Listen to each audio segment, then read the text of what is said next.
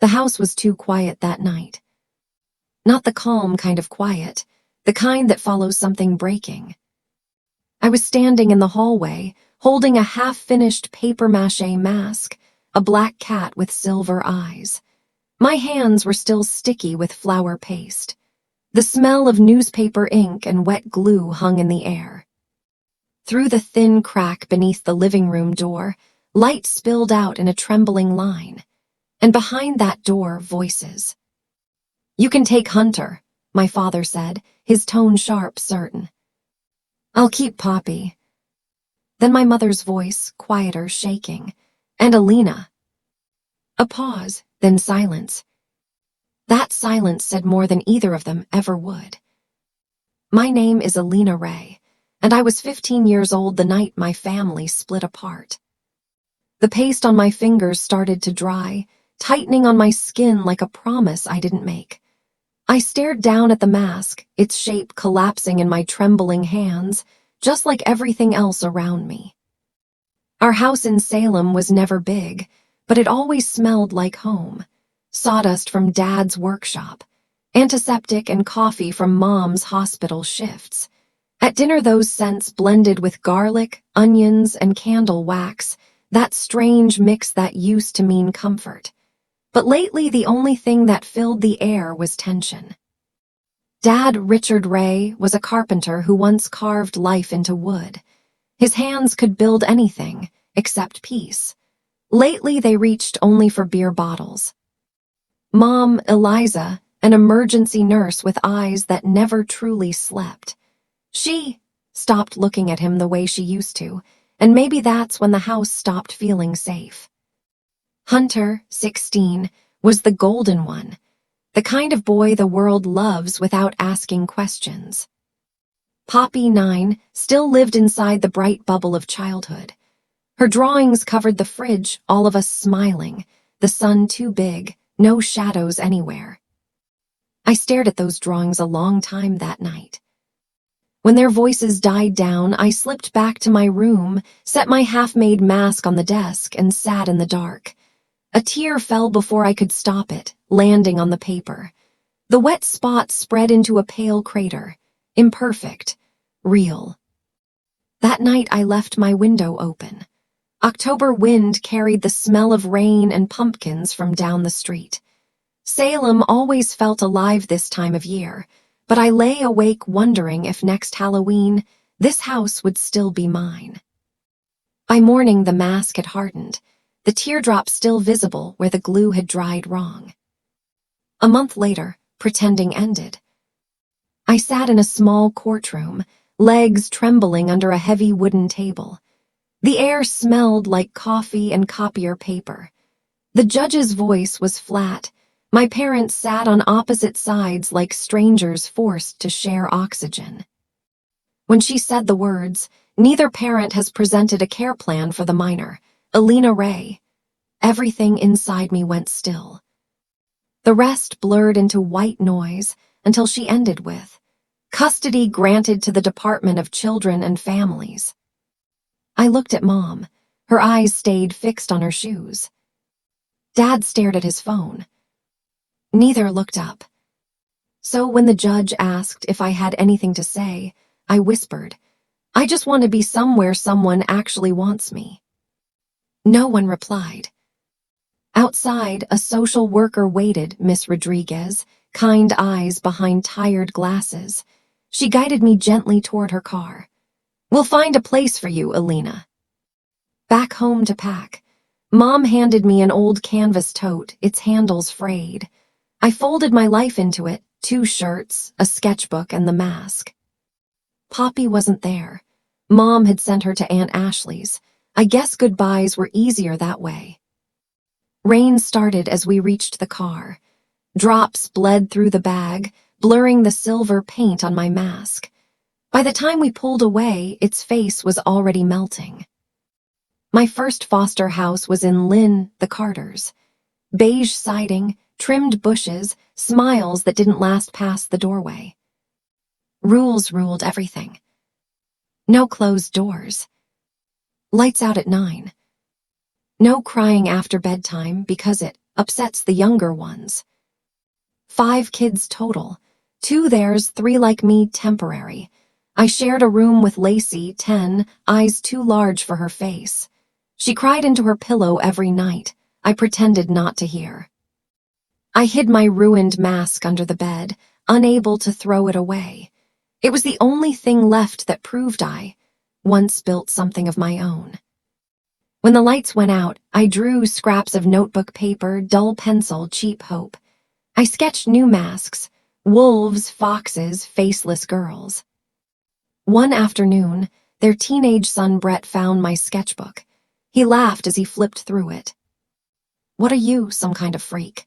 Gonna wear a new face every day." When I reached for it, he jerked away. Our hands brushed. He pretended I'd hit him. "She's violent." That night, Mr. Carter filed a complaint. Aggressive behavior toward household members. By morning, Miss Rodriguez was back with that careful, practiced calm. "It isn't your fault, Alina," she said, but her tone carried the weary rhythm of someone who said it often. Lacey gripped my wrist before I left. "Don't go," she whispered. "When people leave, nobody comes back." I wanted to lie and promise I would, but lies need hope to stand. Next came the Davenports in Peabody, a crumbling Victorian that smelled of lemon cleaner and resentment. They fostered kids for the stipends. Everything was tidy, nothing was kind. I shared a bunk with Tricia, 16, a veteran of the system. On my first night, she warned, "Don't ask for seconds, don't touch their piano, and don't ever think this is home." So I didn't. At night, I crafted tiny masks from cereal boxes and stolen paste. My quiet rebellion. Each one mirrored an emotion I couldn't voice: fear, hunger, anger, hope. I called them my quiet faces. One evening, I tried sketching my cat mask again, half silver, half broken, still chasing the one I'd lost. A few weeks later, Miss Rodriguez returned. "The Davenports think they can't meet your needs anymore." I didn't ask why. I just packed what little I had. 2 shirts, a notebook, 1 mask. After that came the Danvers Youth Shelter, overcrowded, loud, temporary.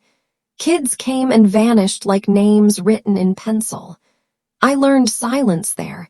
It was safer than conversation.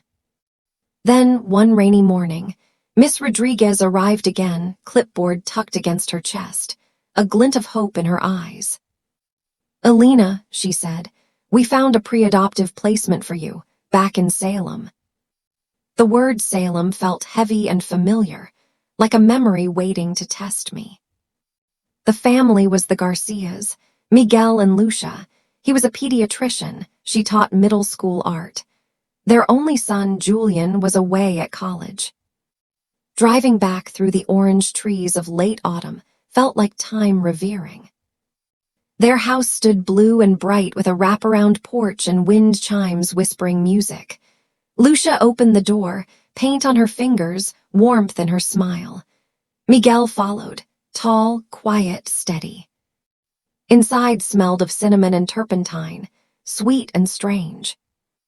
That first night, Lucia brought hot chocolate to my room, real chocolate, melted and rich. "We're not trying to replace anyone," she said softly. "We just want you to feel safe. If you stay, we'd love for you to be part of our family, but only if you choose." No one had ever said "if you choose" to me before. Next morning, she led me to her studio, sunlight spilling through wide windows onto chaos, canvases, clay, unfinished dreams.